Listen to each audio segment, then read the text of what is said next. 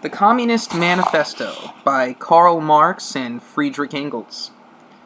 A specter is haunting Europe, the specter of communism.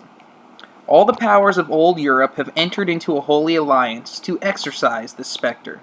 Pope and Tsar, Metternich and Guizot, French radicals and German police spies. Where is the party in opposition that has not been decried as communistic by its opponents in power? Where the opposition that has not hurled back the branding reproach of communism against the more advanced opposition parties, as well as against its reactionary adversaries? Two things result from this fact. One, communism is already acknowledged by all European powers to be itself a power. Two, it is high time that communists should openly, in the face of the whole world, publish their views, their aims, their tendencies, and meet this nursery tale of the specter of communism with a manifesto of the party itself. To this end, communists of various nationalities have assembled in London and sketched the following manifesto to be published in English, French, German, Italian, Flemish, and Danish languages. Part 1.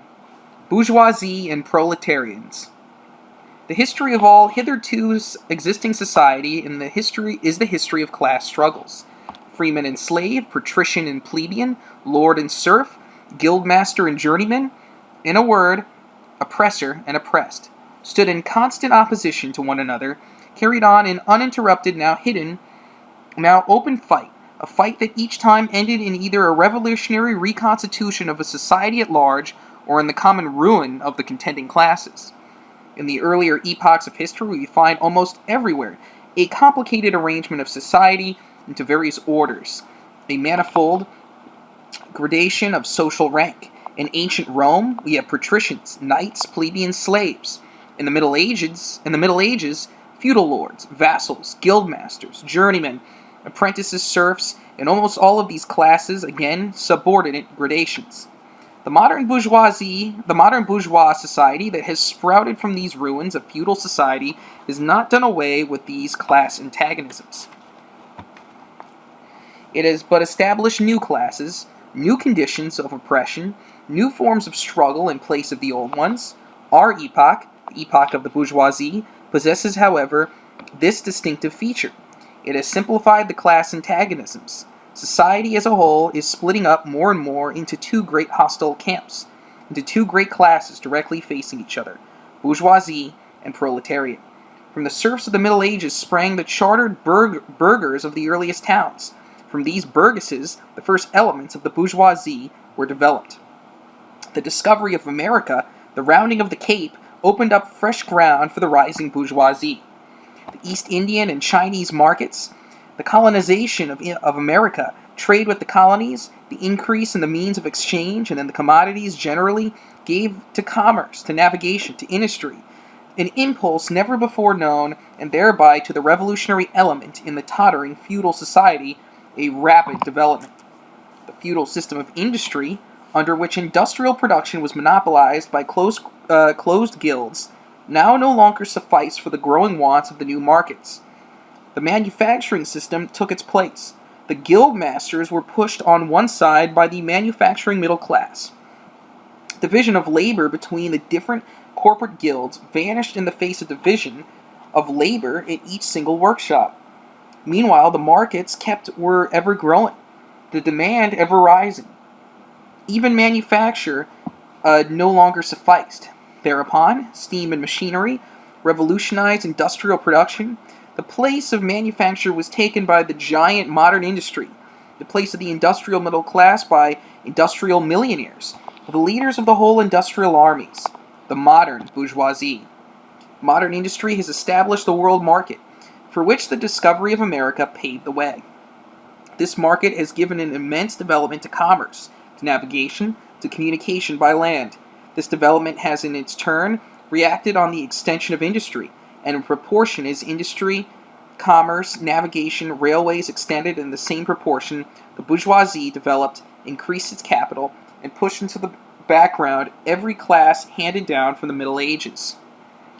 We see, therefore, how the modern bourgeoisie is itself the product of a long course of development. of a series of revolutions in the modes of production and of exchange.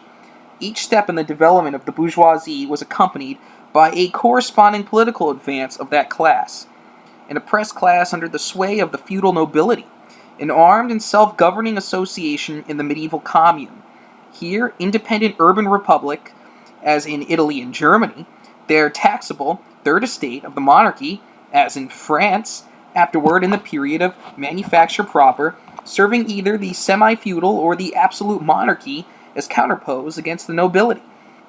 And in fact, cornerstone of the great monarchies in general, the bourgeoisie is at last, since the establishment of modern industry and of the world market, conquered for itself and the modern representative state exclusive political sway.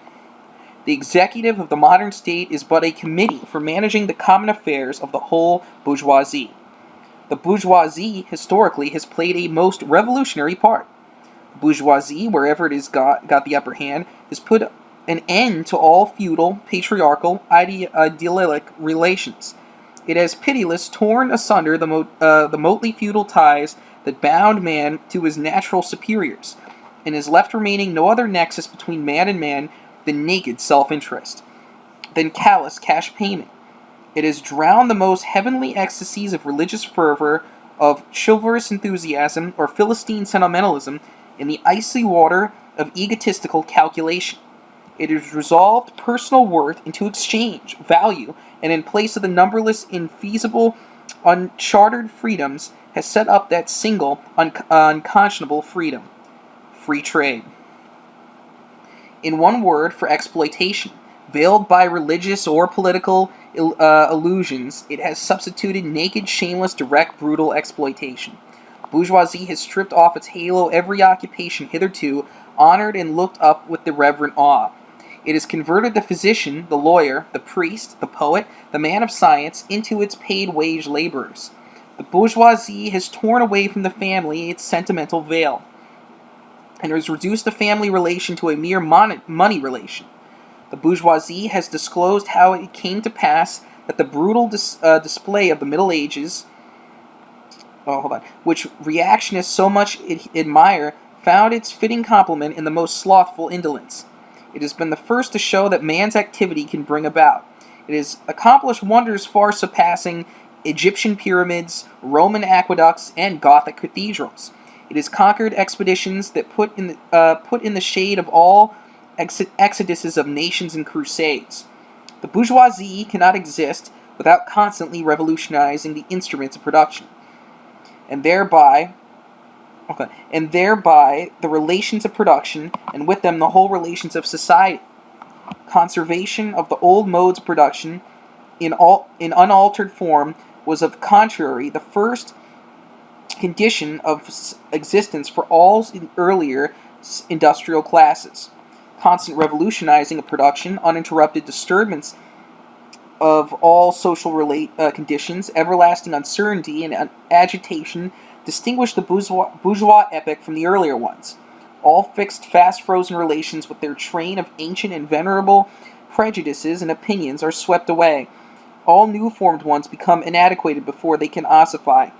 As it is solid melts into air, all that is holy is profaned, and man at his last compelled to face with sober senses his real conditions of life and his relations with his kind. The need of a constantly expanding market for its products chases the bourgeoisie over the whole surface of the globe. It must nestle everywhere, settle everywhere, establish connections everywhere. The bourgeoisie has, through its exploitation of the world market, given a cosmopolitan character to production and consumption in every country. To the great chagrin of reactionists, it has drawn from under the feet of industry the national ground which it stood. All old established national industries have been destroyed or are daily being destroyed. They are dislodged by new industries whose introduction becomes a life and death question for all civilized nations. By industries that no longer work up indigenous raw material, but raw material from the remotest zones, industries whose products are consumed not only at home, but in every quarter of the globe. In place of the old wants satisfied by the production of the country, we find new wants, requiring for their satisfaction the products of distant lands and climes. In place of the old local national seclusion and self-sufficiency, We have intercourse in every direction, universal interdependence of nations, as in material, so as in intellectual production. The intellectual creations of individual nations become common property. National one-sidedness or narrow-mindedness become more and more impossible. And from the numerous national and local literatures, there arise a world literature. The bourgeoisie, by the rapid improvement of all instruments of production, by the immensely facilitated means of communication, draws all, even the most barbarian nations, into civilization. The cheap prices of its commodities are the heavy artillery with which it batters down all Chinese walls, with which it forces the barbarians, intensely obstinate hatred of foreigners, to capitulate. It compels all nations, on pain of extinction, to adopt the bourgeoisie mode of production. It compels them to introduce what it calls civilization into their midst, i.e., to become bourgeois themselves. In a word, it creates a world after its own image. The bourgeoisie has subjected the country to the rule of the towns. It has created enormous cities, has greatly increased the urban population as compared with the rural, and has thus rescued a considerable part of the population from the idiocy of rural life. Just as it has made the country dependent on the towns, so it has made barbarian and semi-barbarian countries dependent on the civilized ones. Nations and peasants on nations of bourgeoisie. The East on the West. The bourgeoisie keeps doing away more and more with the scattered state of the population, of which the means of production and of property. It is acquired population, centralized means productions, and has centralized property in a few hands. The necessary consequence of this was political centralization. Independent but loosely connected provinces with separate interests, laws, governments, and systems of taxations became lumped together into one nation, with one government, one code of laws, one national class interest, one frontier, and one customs tariff. The bourgeoisie, during its rule of scarce 100 years, has created more massive and more colossal production forces than of all preceding generations together. Subjection of nature's forces to man, machinery, application of chemistry to industry and agriculture, steam navigation, railways, electric telegraphs, clearing of the whole continents for cultivation, canalization of rivers, whose whole populations conjured out of the ground. What earlier century had even a precedent that such productive forces slumbered in the lap of social labor? We see then the means of production and of exchange, on the foundation of which the bourgeoisie built itself up, were generated in feudal society. At a certain stage in the development of these means of production and of exchange, the conditions under which feudal society produced and exchanged, the feudal organization of agriculture and manufacturing industry, in a word, the feudal relations of property, become no longer compatible with the already developed productive forces. They become so many fetters. They had to be burst asunder. They were burst asunder. Into their place stepped free competition, accompanied by a social and political constitution, adapted to it by the economic and political sway of the bourgeois class. A similar movement is going on before our eyes. Modern bourgeois society, with its relations of production, of exchange and property, a society that has conjured up gigantic means of production and of exchange, is like the sorcerer who is no longer able to control the powers of the netherworld, whom he has called up by his spells. For many a decade past, the history of industry and commerce is but the history of revolt of modern productive forces against modern conditions of production, against the property relations that are the conditions for the existence of the bourgeoisie and of its rule.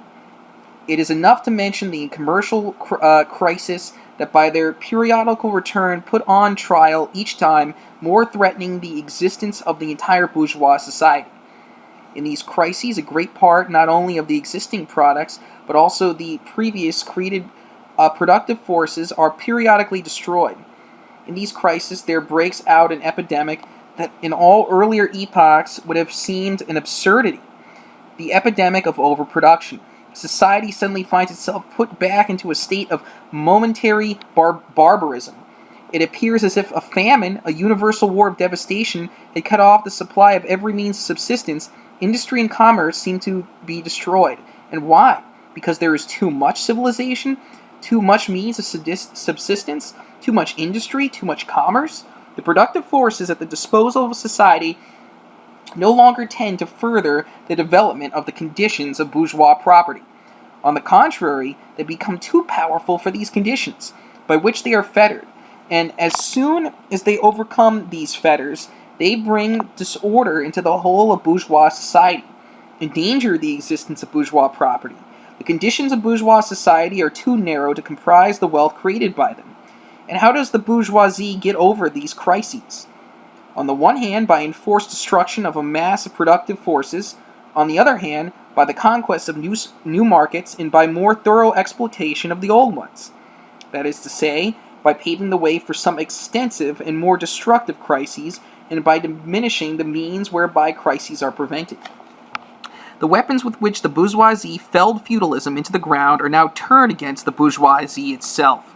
But not only has the bourgeoisie forged the weapons that bring death to itself, but it has also called into existence the men who will wield those weapons, the modern working class, the proletarians. In proportion as the bourgeoisie, i.e. capital, is developed, in the same proportion is the proletariat, the modern working class, developed a class of laborers who live only as long as they find work, and to find work only as long as their labor increases capital.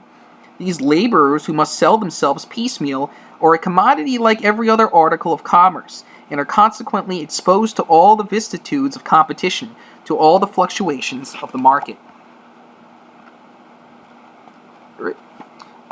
Owing to the extensive use of machinery and division of labor, the work of the proletarians has lost all its individual character and consequently all charm for the workman. He becomes an appendage of the machine and is only the most simple, most monotonous, and most easily acquired knack that is required of him. Hence the cost of production of a workman is restricted almost entirely to the means of subsistence that he requires for his maintenance and for the propagation of his race. But the price of a commodity, and therefore as of labor, is equal to its cost of production. In proportion, therefore, as the repulsiveness of the work increases, the wage decreases, nay more in proportion as the use of machinery and division of labor increase. In the same proportion, the burden of toil also increases, whether by prolongation of the working hours, by increase of the work exacted in a given time, or by increased speed of the machinery. Modern industry has converted the little workshop of a patriarchal master into a great factory of the industrial capitalist. Masses of laborers crowded into the factory or organized like soldiers. As privates of the industrial army, they are faced under the command of a perfect hierarchy of officers and sergeants. Not only are they slaves of the bourgeois class and of the bourgeois state, they are daily and hourly enslaved by the machine, by the overseer, and above all by the individual bourgeois manufacturer himself. The more openly this despotism proclaims gain to be its end and aim, the more petty, the more hateful, and the more embittering it is. The less the skill and exertion of strength implied in manual labor, in other words, the more modern industry becomes developed, the more is the labor of men superseded by that of women. Differences of age and sex no longer have distinctive social validity for the working class. All are instruments of labor, more or less expensive to use according to their age and sex. No sooner is the exploitation of the laborer by the manufacturer so far at an end that he receives his wage in cash, than he is set upon by the other portions of the bourgeoisie, the landlord, the shopkeeper, the pawnbroker, etc. The lower strata of the middle class, the small tradespeople, shopkeepers, and retired tradesmen generally, the handicraftsmen and peasants, all these sink gradually into the proletariat, partly because their diminutive capital does not suffice for the scale on which modern industry is carried on and is swamped in the competition. The large capitalists, partly because their specialized skill is rendered worthless by the methods of production. Thus the proletariat was recruited from all classes of the population. The proletariat goes through various stages of development. With its birth begins the struggle with the bourgeoisie. At first, the contest is carried on by individual laborers, then by the work people of a factory, then by operatives of one trade in one locality against the individual who directly exploits them. They direct their attacks not against the bourgeois conditions of production, but against the instruments of production themselves. They destroy imported wares that compete with their labor. They smash machinery to pieces. They set factories ablaze. They seek to restore by force the vanished status of the workmen of the Middle Ages. At this stage, the laborers still form an incoherent mass scattered over the whole country and broken up by their mutual competition. If anywhere they unite to form more compact bodies, this is not yet the consequence of their own act of union, but of the union of the bourgeoisie, which class, in order to attain its own political ends, is compelled to set the whole proletariat in motion, and moreover, is for a time yet able to do so. At this stage, therefore, the proletarians do not fight their enemies, but the enemies of their enemies. The remnants of absolute monarchy, the landowners, the non-industrial bourgeoisie, the petty bourgeoisie. Thus, the whole historical movement is concentrated into the lands of the bourgeoisie. Every victory so obtained is a victory for the bourgeoisie, but with the development of industry, the proletariat not only increases in number, it becomes concentrated in greater masses. Its strength grows, and it feels that strength more. Various interests and conditions of life within the ranks of the proletariat various ranks of the proletariat are more and more equalized in proportion as machinery obliterates all distinctions of labor, and nearly everywhere reduces wages at the same low level. The growing competition among the bourgeoisie and the resulting commercial crises make the wages of the workers ever more fluctuating. The unceasing improvement of machinery, ever more rapidly developing, makes their livelihood more and more precarious. The collisions between individual workmen and individual bourgeoisie take more and more the character of collisions between two classes. Thereupon, the workers begin to form combinations, trade unions against the bourgeoisie. They club together in order to keep the rate of wages. They found permanent associations in order to make provision beforehand for their occasional revolts. Here and there, the contest breaks out into riots. Now and then, the workers are victorious, but only for a time. The real fruit of their battle lies not in the immediate result, but in the ever-expanding union of workers. This union is helped only by the improved means of communication that are created by modern industry, and that place the workers of different localities in contact with one another. It was just this fact that was needed to centralize the numerous local struggles, all of the same character, into one national struggle between classes. But every class struggle is a political struggle, and that union, to attain which the burghers of the Middle Ages, with their immeasurable highways, required centuries, the modern proletarian, thanks to railways, achieve in a few years. The organization of the proletarians into a class and consequently into a political party is continually being upset again and again by the competition between the workers themselves. But it ever rises up again, stronger, firmer, mightier. It compels legislative recognition of particular interests of the workers by taking advantage of the divisions among the bourgeoisie itself. Thus the 10 Hours Bill in England was carried. After collisions between the classes of the old society in many ways further the course of development of the proletariat, the bourgeoisie finds itself involved in a constant battle, at first with the aristocracy, later on with those portions of the bourgeoisie itself whose interests have become antagonistic to the progress of industry, at all times with the bourgeoisie of foreign countries. In all these battles it sees itself compelled to appeal to the proletariat, to ask for its help, and thus to drag it into the political arena. The bourgeoisie itself therefore supplies the proletariat with its own elements of political and general education. In other words, it furnishes the proletariat with weapons for fighting the bourgeoisie. Further, as we have already seen, the entire sections of the ruling classes are precipitated into the proletariat by the advance of industry, or at least threatened in their conditions of existence. These also supply the proletariat with fresh elements of enlightenment and progress. Finally, in times when the class struggle nears the decisive hour, the process of dissolution going on within the same ruling class, in fact within the whole range of old society, assumes such a violent, jarring character that a small section of the ruling class cuts itself a rift and joins the revolutionary class, the class that holds the future in its hands. Therefore, just as in an earlier period a section of the nobility went over to the bourgeoisie, so now a portion of the bourgeoisie goes over to the proletariat, and in particular a portion of the bourgeois idealists who have raised themselves to the level of comprehending theoretically the historical movement as a whole. All of the classes that stand face to face with the bourgeoisie today, the proletariat alone is really a revolutionary class. The other classes decay and finally disappear in the face of modern industry. The proletariat is its special and essential product. The lower middle class, the small manufacturer, the shopkeeper, the artisan, the peasant, all these fight against the bourgeoisie to save from extinction their existence as fractions of the middle class. They are therefore not revolutionary, but simply conservative. Nay more, they are reactionary, for they try to roll back the wheel of history. If by chance they are revolutionary, they are so only in view of their impending transfer into the proletariat. They thus defend not their present, but their future interests. They desert their own standpoint to place themselves at that of the proletariat. The dangerous class, the social scum, the passively rotting mass thrown off by the lowest layers of the old society, may here and there be swept into the movement by a proletarian revolution.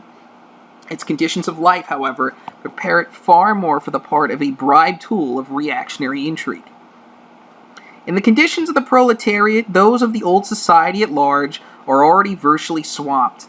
The proletarian is without property. His relation to his wife and children has no longer anything in common with the bourgeois family relations. Modern industrial labor, modern subjection to capital, the same in England as in France, in America as in Germany, has stripped him of every trace of national character. Law, morality, religion are to him so many bourgeois prejudices behind which lurk in ambush just as bourgeois interests. All the preceding classes that got the upper hand had sought to fortify their already acquired status by subjecting society at large to their conditions of appropriation. Proletarians cannot become masters of the productive forces of society except by abolishing their own previous mode of productions, and thereby also every other previous mode of appropriation. They have nothing of their own to secure and to fortify. Their mission is to destroy all previous securities for insurances of individual property. All previous historical movements were the movements of minorities, or in the interest of minorities. The proletarian movement is the self-conscious, independent movement of the immense majority in the interest of the immense majority. The proletariat, the lowest stratum of our present society, cannot raise itself up with the whole superincumbent strata of official society being sprung into the air. Though not in substance, yet in form, the struggle of the proletariat with the bourgeoisie is at first a national struggle. The proletariat of each country must, of course, first of all settle matters with its own bourgeoisie. In depicting the most general phases of the development of the proletariat, we trace the more or less veiled civil war raging within the existing society up to the point where the war breaks out into open revolution, and where the violent overthrow of the bourgeoisie lays the foundation for the way of the proletariat. Hitherto, every form of society has been based, as we have already seen, on the antagonism of oppressing and oppressed classes. But in order to oppress a class, certain conditions must be assured to it, under which it can at least continue its slavish existence. The serf, in the period of serfdom, raised himself to membership in the commune, just as the petty bourgeoisie, under the yoke of feudal absolutism, managed to develop into a bourgeois. The modern laborer, on the contrary, instead of rising with the progress of industry, sinks deeper and deeper below the conditions of existence of his own class. He becomes a pauper, and pauperism develops more rapidly than population and wealth. And here it becomes evident that the bourgeoisie is unfit any longer to be the ruling class in society, and to impose its conditions of existence upon society as an overriding law. It is unfit to rule because it is incompetent to assure an existence to its slave within his slavery, because it cannot help letting him sink into such a state that has to feed him instead of being fed by him.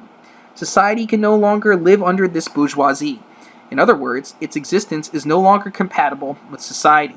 The essential condition for the existence and for the sway of the bourgeois class is the formation of augmentation of capital. The condition for capital is wage labor. Wage labor rests exclusively on competition between the laborers. The advance of industry, whose involuntary promoter is the bourgeoisie, replaces the isolation of the laborers, due to competition, by their revolutionary combination due to association. The development of modern industry therefore cuts from under its feet the very foundation on which the bourgeois produces and appropriates products. What the bourgeois therefore produces, above all, are its own gravediggers. Its fall and the victory of the proletariat are equally inevitable. Proletarians and Communists. Part 2. Proletarians and Communism. In what relation do the Communists stand to the proletarians as a whole? The Communists do not form a separate party opposed to other working class parties. They have no interests separate and apart from those of the proletariat as a whole. They do not set up any sectarian principles of their own by which to shape and mold the proletarian movement. The Communists are distinguished from the other working class parties by this only. 1. The national struggles of the proletarians of the different countries they point out and bring to the front the common interests of the entire proletariat, independently of all nationality. 2. In the various stages of development which the struggle of the working class against the bourgeoisie has to pass through, they always and everywhere represent the interests of the movement as a whole. The Communists, therefore, are on one hand practically the most advanced and resolute section of the working class parties of every country, the section which pushes forward all others. On the other hand, theoretically, they have over the great mass of the proletariat the advantage of clearly misunderstanding the line of march, the conditions and the ultimate general results of the proletarian movement. The immediate aim of the Communists is the same as that of the other proletariat parties: formulation of proletariat into a class overthrow of the bourgeois supremacy, conquest of political power by the proletariat. The theoretical conclusions of the Communists are in no way based on ideas or principles that have been invented or discovered by this or that would-be universal reformer. They merely express in general terms actual relations springing from an existing class struggle, from a historical movement going on under our very eyes. The abolition of existing property relations is not at all a distinctive feature of communism. All property relations in the past have continually been subject to historical change consequent upon the change in historical conditions. The French Revolution, for example, abolished feudal property in favor of bourgeois society. The distinguishing feature of communism is not the abolition of property generally, but the abolition of bourgeois property. The modern bourgeois private property is the final and most complete expression of the system of producing and appropriating products that is based on class antagonisms, on the exploitation of the many by the few. In this sense, the theory of the communists may be summed up in the single sentence, abolition of private property. We communists have been reproached with the desire of abolishing the right of personally acquiring property as the fruit of a man's labor, which property is alleged to be the groundwork of all personal freedom, activity, and independence. Hard-won, self-acquired, self-earned property. Do you mean this property of the petty artisan and of the small peasant, a form of property that can be preceded, the bourgeois form? There is no need to abolish that. The development of industry has to a great extent already destroyed it, and is destroying it daily. Or do you mean modern bourgeois private property? But does wage labor create any property for the laborer? Not a bit. It creates capital, i.e. the kind of property which exploits wage labor and which cannot increase except upon condition of begetting a new supply of wage labor. For fresh exploitation, property in its own present form is based on the antagonism of capital and wage labor. Let us examine both sides of this antagonism. To be a capitalist, it has to be only a pure personal but a social status in production. Capital is a collective product, and only by the united action of many members, nay, in the last resort, only by the united action of all members of society, can it be set in motion. Capital is therefore not a personal, it is a social power. When therefore capital is converted into a common property, pause right now, the property of all members of society, personal property is not thereby transformed into a social property. It is only a social character of the property that is changed. It loses its character. Let us now take wage labor. The average price of wage labor is minimum to wage, i.e., that quantum of the means of subsistence which is absolutely requisite to keep the laborer in bare existence as a laborer. What, therefore, the wage laborer appropriates by means of his labor merely suffices to prolong and produce a bare existence. We by no means intend to abolish this personal appropriation of the products of labor. An appropriation that is made for the maintenance and reproduction of human life, and that leaves no surplus wherewith to command the labor of others. All that we want to do with the miserable character of this appropriation, under which the laborer lives, merely to increase capital, and is allowed to live only in so far as the interest of the ruling class requires it. In bourgeois society, living labor is but a means to increase accumulated labor. In communist society, accumulated labor is but a means to widen, to enrich, to promote the existence of the laborer. In bourgeois society, therefore, the past dominates the present. In communist society, the present dominates the past. In bourgeois society, capital is independent and has individuality, while the living person is dependent and has no individuality. And the abolition of this state of things is called by the bourgeois abolition of individuality and freedom. And rightly so. The abolition of bourgeois individuality, bourgeois independence, and bourgeois freedom is undoubtedly aimed at. By freedom is meant under the present bourgeois conditions of product, free trade, free selling and buying. But if selling and buying disappears, free selling and buying disappears also. We just talk about free selling and buying, and all the other brave words of our bourgeoisie about freedom as general have a meaning, if any only in contrast with restricted selling and buying. And the fettered traders of the Middle Ages but have no meaning when opposed to the communist abolition of buying and selling, of the bourgeois conditions of production, and of the bourgeoisie itself. You are horrified and are intending to do away with private property. But in your existing society, private property is already done away with for 9/10 of the population. And its existence for the few is solely due to its non-existence in the hands of the 9/10. You reproach us, therefore, with intending to do away with a form of property, the necessary condition for whose existence is the non-existence of any property for the immense majority of society. In a word, you reproach us with intending to do away with your property. Precisely so, that is just what we intend. From the moment when labor can no longer be converted into capital money or rent, into a social power capable of being monopolized, i.e. from the moment when individual property can no longer be transformed into bourgeois property, into capital, from that moment, you say, individuality vanishes. You thus therefore confess that by individual you mean no other person than the bourgeoisie, than the middle-class owner of property.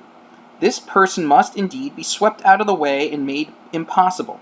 Communism deprives no man of the power to appropriate the products of society. All that it does is deprive him of the power to subjugate the labor of others by means of such appropriation. It has been objected that upon the abolition of private property, all work will cease and universal laziness will overtake us. According to this, bourgeois society ought long ago to have gone to the dogs through sheer idleness. For those of its members who work acquire nothing, and those who acquire anything do not work. The whole of this objection is but another expression of its totality. There can no longer be any wage labor, and there is no longer any capital. All objections urged against the communistic mode of producing and appropriating material products have in the same way been urged against the communistic modes of producing and appropriating intellectual products. Just as to the bourgeoisie, the disappearance of class property is the disappearance of production itself, so the disappearance of class culture is to him identical with the disappearance of all culture. That culture, the loss of which he laments, is for the enormous majority a mere training act as a machine, but won't wrangle with us so longly as you apply to our intended abolition of bourgeois property that standard of your bourgeois notions of freedom, culture, law, etc. Your very ideas are but the outgrowth of the conditions of your bourgeois production and bourgeois property, just as your jurisprudence is but the will of your class made into a law for all, as will whose essential character and direction are determined by the economic conditions of existence of your class. The selfish misconception that induces you to transform into eternal laws of nature and of reason the social forms springing from your present mode of production are a form of property, historical relations that rise and disappear in the progress of production. This misconception you share with every ruling class that has preceded you. What you see clearly is the case of ancient property. What you admit in the case of feudal property, you are of course forbidden to admit in the case of your own bourgeois form of property. Abolition of the family, even the most radical flare-up at this infamous proposal of the communists. On what foundation is the present family, the bourgeois family, based? On capital? On private gain? In its completely developed form, this family exists only among the bourgeoisie. But this state of things finds its complement in the practical absence of the family among the proletarians and in public prostitution. The bourgeois family will vanish as a matter of course when its complement vanishes, and both will vanish with the vanishing of capital. Do you charge us with wanting to stop the exploitation of children by their parents? To this crime we plead guilty. But you will say we destroy the most hallowed of relations when we replace home education by social.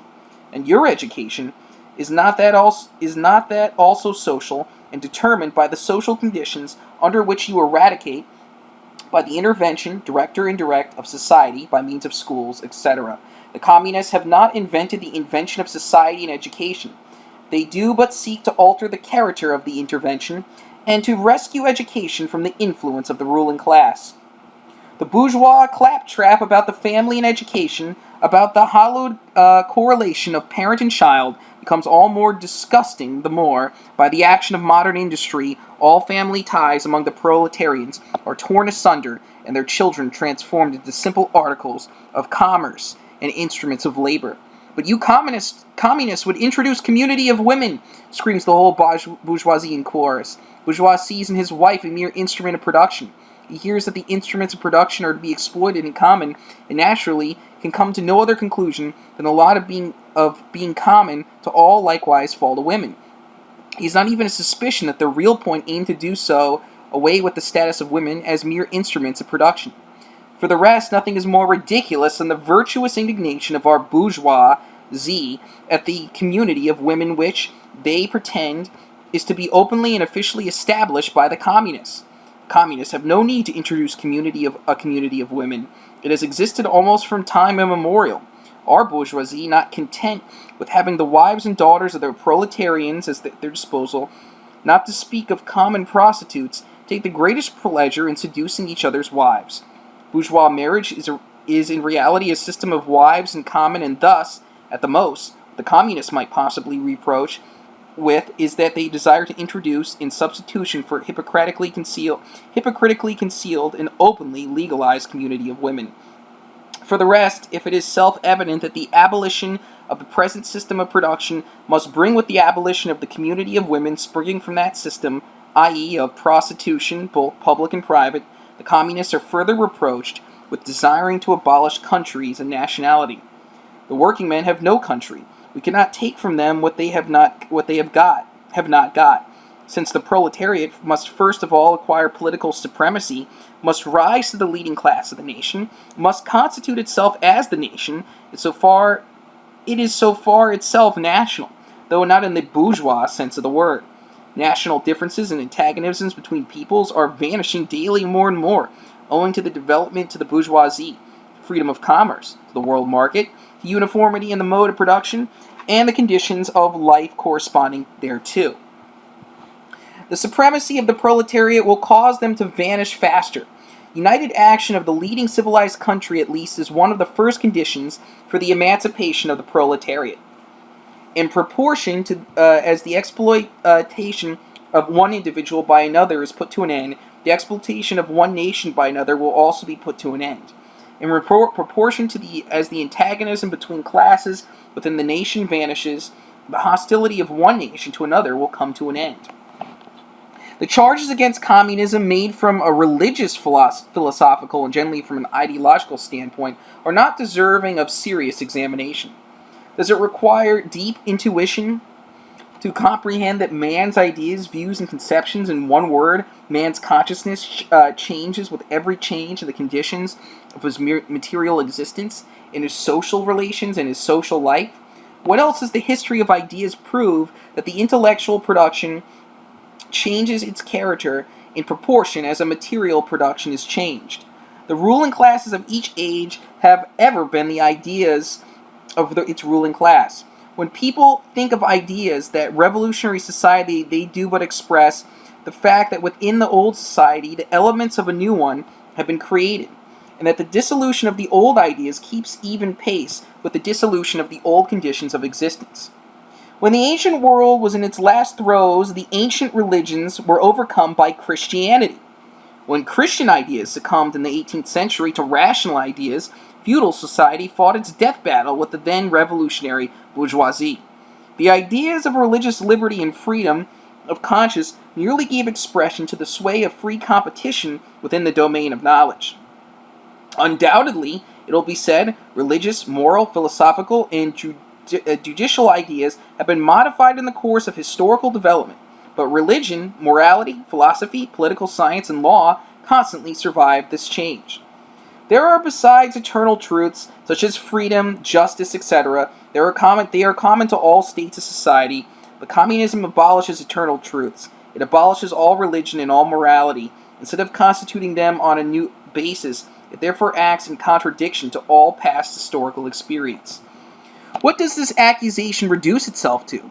The history of all past society has consisted in the development of class antagonisms that assume different forms at different epochs, but never from they may have taken one fact as common in all ages past, the exploitation of one society by the other. No wonder then that the social consciousness of past ages, despite all multiplicity and variety it displays, moves within certain common forms or general ideas, which should not completely vanish except with the total disappearance of class antagonisms. The communist revolution is the most radical rupture with traditional property relations. No wonder that its development involves the most radical rupture within traditional ideas. But let us have done with the bourgeois objections to communism. We have seen above the first step in the revolution by working class is to raise the proletariat to the position of ruling class, to win the battle of democracy. The proletariat will use its political supremacy to wrest, by degrees, all capital from the bourgeoisie, to centralize all instruments of production in the hands of the state, i.e., of the proletariat, or organize as a ruling class, and to increase the total of productive forces as rapidly as possible. Of course, in the beginning, this cannot be effected except by means of despotic inroads on the rights of property and the conditions of bourgeois production, by means of measures, therefore, which appear economically insufficient and untenable, but which, in the course of the movement, outstrip themselves, necessitate further inroads upon the old social order, and are unavoidable as a means of entirely revolutionizing the mode of production. These measures will, of course, be different in different countries. Nevertheless, in the most advanced countries, the following will be pretty generally applicable. 1. Abolition of property in land and application of all rents of land to public purposes. 2. A heavy progressive or graduated income tax. 3. Abolition of all right of inheritance. 4. Confiscation of the property of all immigrants and rebels. 5. Centralization of credit in the hands of the state, by means of a national bank with state capital and an exclusive monopoly. 6. Centralization of the means of communication and transport in the hands of the state. 7. Extension of factories and instruments of production owned by the state. The bringing into cultivation of wastelands and the improvement of the soil generally in accordance with the common plan. 8. Equal liability of all to labor. Establishment of industrial armies, especially for agriculture. 9. The combination of agriculture with manufacturing industries. Gradual abolition of the distinction between town and country by a more equitable distribution of the population over the country. And 10. Free education for all children in public schools. Abolition of children's factory labor in its present form. Combination of education with industrial production, etc., etc. When in the course of development, class distinctions have disappeared and all the production has been concentrated in the hands of a vast association of the whole nation, the public power will lose its political character. Political power, properly so called, is merely the organized power of one class for oppressing another. If the proletariat during its contest with the bourgeoisie is compelled, by the force of circumstances, to organize itself as a class, If by means of a revolution it makes itself the ruling class and as such sweeps away by force the old conditions of production, then it will, along with these conditions, have swept away the conditions for the existence of class antagonisms and of classes generally, and will thereby abolish its own supremacy as a class. In place of the old bourgeois society, with its classes and class antagonisms, we shall have an association in which the free development of each is the condition for the free development of all. So, Part 3. Socialist and Communist Literature, Reactionary Socialism. Part A. Feudal Socialism. Owing to their historical position, it became the vocation of the aristocracies of France and England to write pamphlets against the modern bourgeois society. In the French Revolution of July 1830 and in English reform agitation, these aristocracies once again succumbed to the hateful upstart. Henceforth, a serious political contest was altogether out of the question. A literary battle alone remained possible, but even in the domain of literature, the old cries of the Restoration period had become impossible. In order to arouse sympathy, apparently the aristocracy were obliged to lose sight of their own interests, and to formulate their indictment against the bourgeoisie in the interest of the exploited working class alone.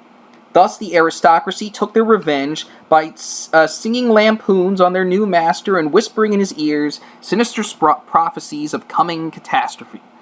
In this way arose French feudal socialism, half lamentation, half lampoon, half echo of the past, half menace of the future. At times by its bitter, witty, and incisive criticism, striking the bourgeoisie to the very heart's core, but always ludicrous in its effect through total incapacity to comprehend the march of modern history. The aristocracy, in order to rally the people to them, waved the proletarian alms bag in front for a banner. But the people, so often as it joined them, saw in their hindquarters the old feudal coats of arms and deserted with loud and irrelevant laughter. One section of the French Legitimists and Young England exhibited this spectacle. In pointing out that the mode of exploitation was different than that of the bourgeoisie, the feudalists forget that they exploited under circumstances and conditions that were quite different and that are now antiquated. In showing that under their rule, the modern proletariat never existed, they forgot that the modern bourgeoisie is the necessary offspring of their own former society. For the rest, so little do they conceal the reactionary character of their criticism, that their chief accusation against the bourgeoisie amounts to this, that under the bourgeois regime, a class is being developed which is destined to cut up root and branch the old order of society. What they upbraid the bourgeoisie with, it's not so much it creates a proletariat as it creates a revolutionary proletariat. In political practice, therefore, they join in all the coercive measures against the working class and in ordinary life. Despite their highfalutin phrases, they stoop to pick up the golden apples dropped from the tree of industry and to barter truth, love, and honor for traffic in wool, beetroot sugar, and potato spirits. As the parson has ever gone hand in hand with the landlord, so has clerical socialism with feudal socialism. Nothing is easier than to give Christian asceticism a socialist tinge. Has not Christianity declaimed against private property, against marriage, against the state? Has it not preached in the place of these charity and poverty, celibacy and mortification of the flesh, monastic life and mother church? Christian socialism is but the holy water with which the priest consecrates the heart burnings of the aristocrat. Petty bourgeois socialism. The feudal aristocracy was not the only class that was ruined by the bourgeoisie, not the only class whose conditions of existence pined and perished in the atmosphere of modern bourgeois society. The medieval burgesses and the small peasant proprietors were the precursors of the modern bourgeoisie. In those countries which are but little developed, industrially and commercially, these two classes still vegetate side by side with the rising bourgeoisie. In countries where modern civilization has become fully developed, a new class of petty bourgeoisie has been formed, fluctuating between proletariat and bourgeoisie, and ever renewing itself as a supplementary part of bourgeois society. The individual members of this class, however, are being constantly hurled down into the proletariat by the action of competition. And as modern industry develops, they even see the moment approaching when they will disappear completely as an independent section of modern society, to be replaced in manufacturers, agriculture, and commerce by overseers, bailiffs, and shopmen. In countries like France, where the peasants constitute far more than half of the population, it was natural that writers who sided with the proletariat against the bourgeoisie should use in their criticism of the bourgeois regime the standard of the peasant and petty bourgeois, and from the standpoint of these intermediate classes should take up the cudgels of the working class. Thus arose petty bourgeois socialism. Sismondi was the head of this school, not only in France, but also in England. This school of socialism dissected with a great acuteness the contradictions and the conditions of modern production. It laid bare the hypocritical apologies of economists. It proved incontrivably the disastrous effects of machinery and division of labor, the concentration of capital and land in a few hands, overproduction and crises. It pointed out the inevitable ruin of the petty bourgeoisie, and present the misery of the proletariat. The anarchy in production, the crying inequalities in the distribution of wealth, the industrial war of extermination between nations, the dissolution of all old moral bonds of old family relations, of the old nationalities. In its positive aims, however, this form of socialism aspires either in restoring the old means of production and of exchange, and with them the old property relations and the old society, or to cramping the modern means of production and of exchange within the framework of the old property relations that have been and were bound to be exploded by those means. In either case, it is both reactionary and utopian. Its last words are corporate guilds for manufacture, patriarchal relations, and agriculture. Ultimately, when stubborn historical facts had dispersed all intoxicating effects of self-deception, this form of socialism ended in a miserable fit of the blues. German, or true socialism. The socialist and communist literature of France, a literature that originated under the pressure of a bourgeois in power that was the expression of the struggle against this power, was introduced into Germany at a time when the bourgeois in that country had just begun its contest with feudal absolutism. German philosophers, would-be philosophers, and Buespuits early seized on its literature, only forgetting that when these writings immigrated from France into Germany, French social conditions had not immigrated along with them. In contact with German social conditions, the French literature lost all its immediate practical significance and assumed a purely literary aspect. Thus, to the German philosophers of the 18th century, the demands of the First French Revolution were nothing more than demands of practical reason in general, and the utterance of the will of the revolutionary French bourgeoisie signified in their eyes the laws of pure will, of will as it was bound to be, of true human will generally. The work of the German literati consisted solely in bringing the new French ideas into harmony with their ancient philosophical conscience, or rather, in annexing the French ideas without deserting their own philosophical point of view. The annexation took place in the same way in which a foreign language is appropriated, namely by translation.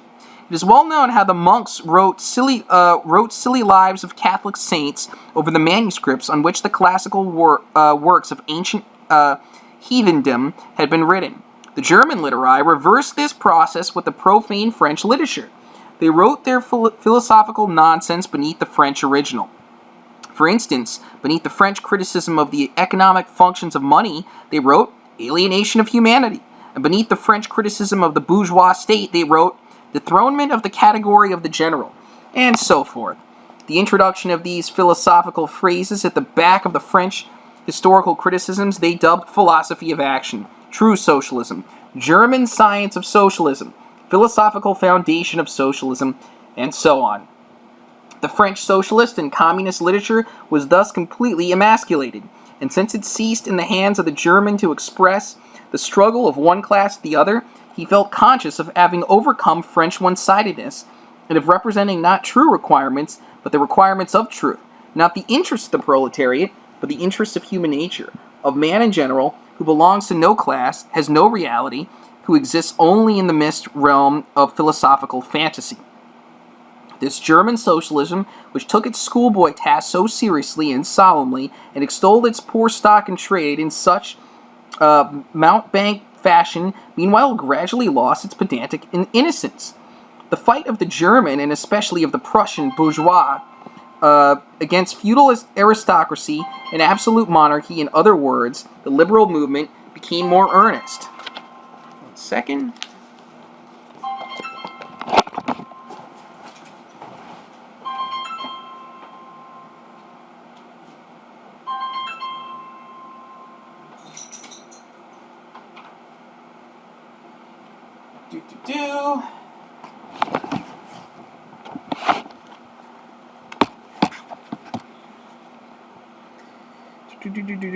But the long wished for opportunity was offered to true socialism of confronting the political movement with the socialist demands, of hurling the traditional anathemas against liberalism, against representative government, against bourgeois competition, bourgeois freedom of the press, bourgeois legislation, bourgeois liberty and equality, and of preaching to the masses that they had nothing to gain and everything to lose. By this bourgeois movement, German socialism got in the nick of time that the French criticism, whose silly echo it was, presupposed the existence of modern bourgeois society with its corresponding economic conditions of existence and the political condition adapted thereto, the very things whose attainment was the object of the pending struggle in Germany.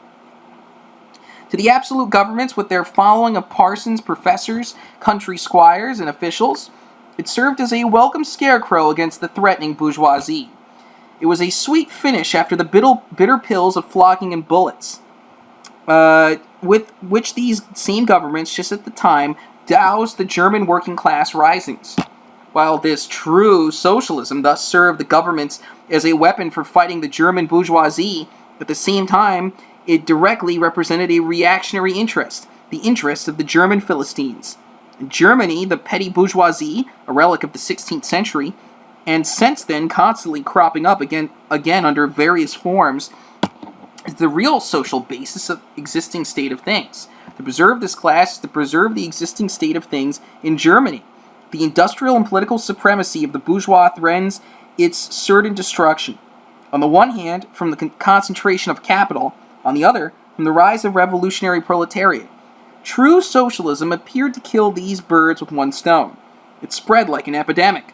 The robe of speculative cobwebs, embroidered with flowers of rhetoric, steeped in the dew of sickly sentiment, this transcendental robe in which the German socialists wrapped their sorry external truths, all skin and bones, served wonderfully to increase the sale of their goods amongst such a public. And on its part, German socialism recognized more and more its own calling as the bombastic representative of the petty bourgeois Philistine. It proclaimed the German nation to be the model nation and the German petty Philistine to be the typical man.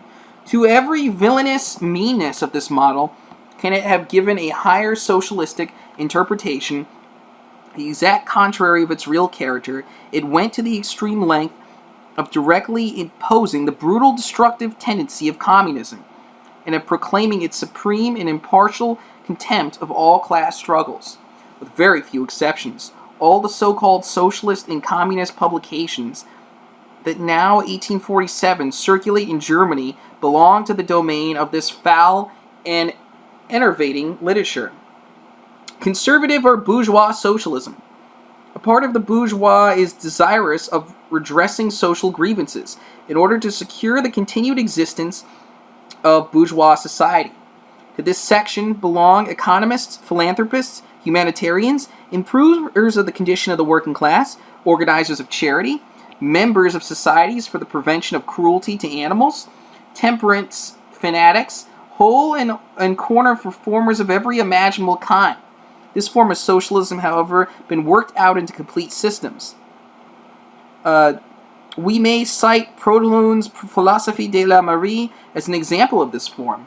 The socialistic bourgeoisie want all the advantages of modern social conditions without the struggles and dangers necessarily resulting therefrom. They desire the existing state of society minus its revolutionary and disintegrating elements. They wish for a bourgeoisie without a proletariat.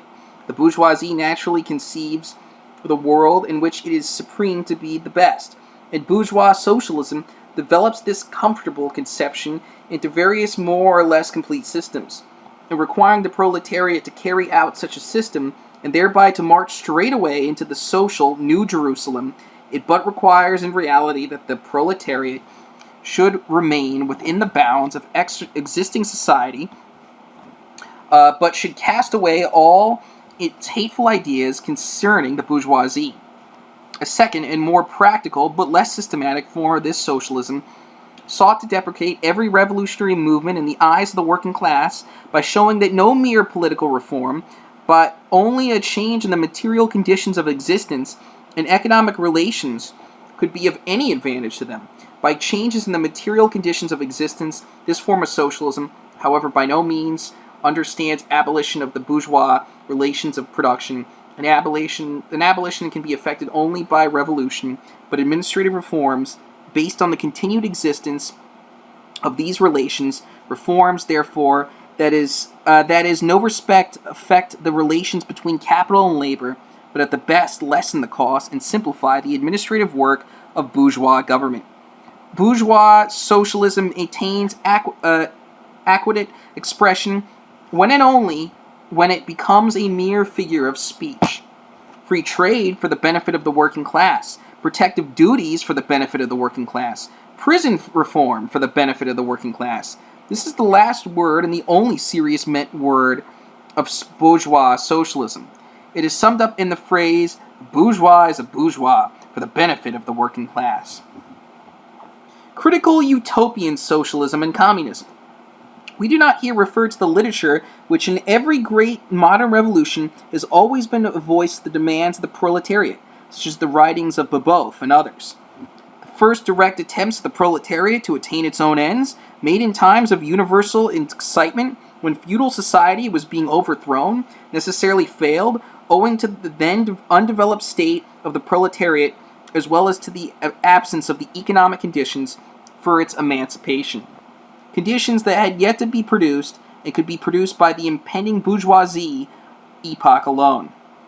The revolutionary literature that had accompanied these first movements of the proletariat had necessarily a reactionary character, inculcated universal asceticism and social leveling in its crudest form.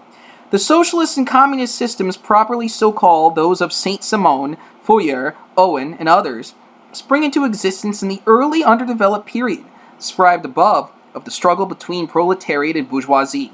The founders of these systems indeed see the class antagonisms as well as the action of decomposing elements in the prevailing form of society.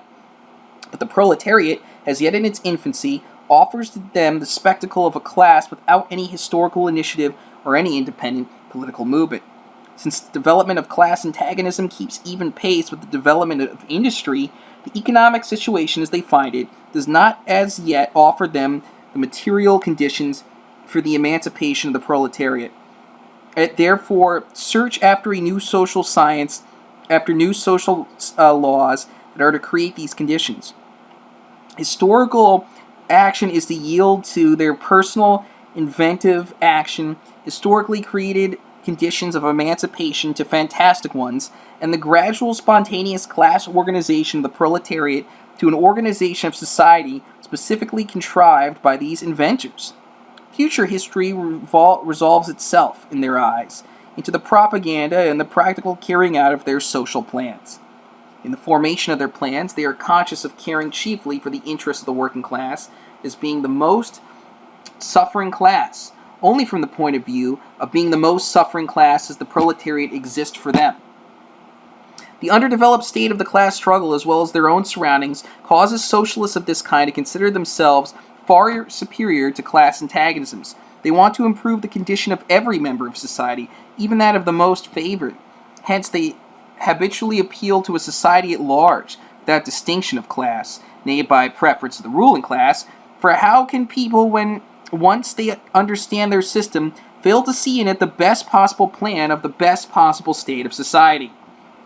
Hence, they reject all political and especially all revolutionary action. They wish to attain their ends by peaceful means and endeavor by small experiments, necessarily doomed to failure, and by the force of such example to pave the way for a new social gospel. Such fantastic pictures of future society, painted at a time when the proletariat is still a very underdeveloped state and but a fantastic conception of its own position, correspond with the first instinctive yearnings of the class for a general reconstruction of society. But these socialist and communist publications contain also a critical element. They attack every principle of existing society, hence they are full of most valuable materials for the enlightenment of the working class. The practical measures proposed in them, such as the abolition of the distinction between town and country, the family, of the carrying on of industries for their account of private industries, and of the wage system, the proclamation of social harmony, the conversion of the functions of the state into a mere superintendence of productions. All these proposals point solely to the disappearance of class antagonisms, which are at the time only just cropping up, and which in these publications are recognized in their earliest indistinct and defined forms only. These proposals, therefore, are of purely utopian character. The significance of critical utopian socialism and communism bears an inverse relation to historical development. In proportion as the modern class struggle develops and takes definite shape, this fantastic standing apart from the contest, these fantastic attacks on it, lose all practical value and all theoretical justification thereof. Although the originators of these systems were in many respects revolutionary, their disciples in every case have formed mere reactionary sects. They hold fast by the original views of their masters, in opposition to the progressive historical development of the proletariat. They therefore endeavor, and that consistently, to deafen the class struggle and to reconcile class antagonisms. They will still dream of experimental realization of their social utopias, of founding isolated communities, of establishing home colonies, of setting up a litera decariamo editions of the New Jerusalem, and to realize that all these castles in the air, they are compelled to appeal to the feelings and purses of the bourgeois. By degrees, they sink into the category of the reactionary, conservative socialists depicted above, differing from them only by mere systematic pedantry, and by their fanatical and superstitious belief in the miraculous effects of their social science. They therefore violently oppose all political action on the part of the working class. Such action, according to them, can only result from blind unbelief in the new gospel. The Owenites in England and the Florentines in France, respectively, oppose the Chartists and the Reformists. Part 4. Position of the Communists in relation to the various existing opposition parties. Section 2 has made clear the relation of the Communists to the existing working class parties, such as the Chartists in England and the agrarian reformers in America. The Communists fight for the attainment of the immediate aims, for the enforcement of the momentary interests of the working class, but in the movement of the present, they also represent and take care of the future of that movement. In France, the Communists allied themselves with the Social Democrats against the conservative and radical bourgeoisie, reserving, however, the right to take up a critical position in regard to phases and illusions traditionally handed down from the Great Revolution. In Switzerland, they support the radicals, without losing sight of the democratic socialists in the French sense, partly of radical bourgeoisie. In Poland, they support the party that insists on an agrarian revolution as the prime condition for national emancipation, the party which fomented the insurrection of Krakow in 1846.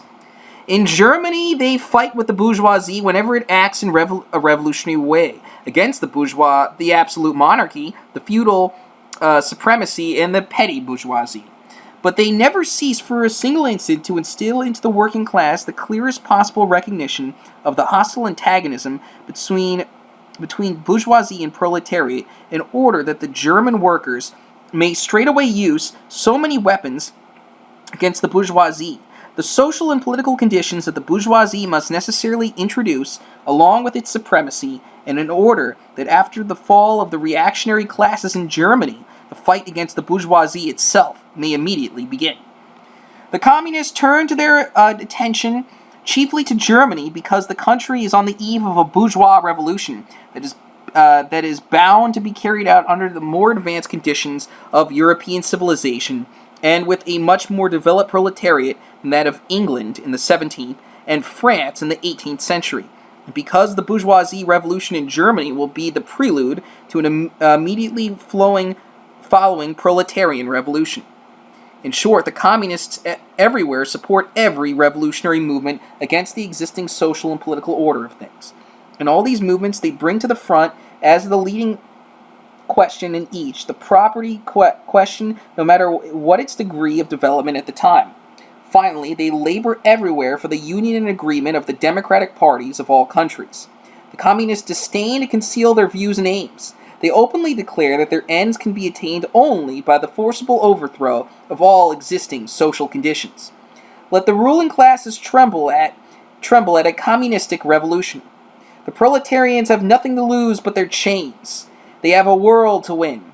Working men of all countries, unite!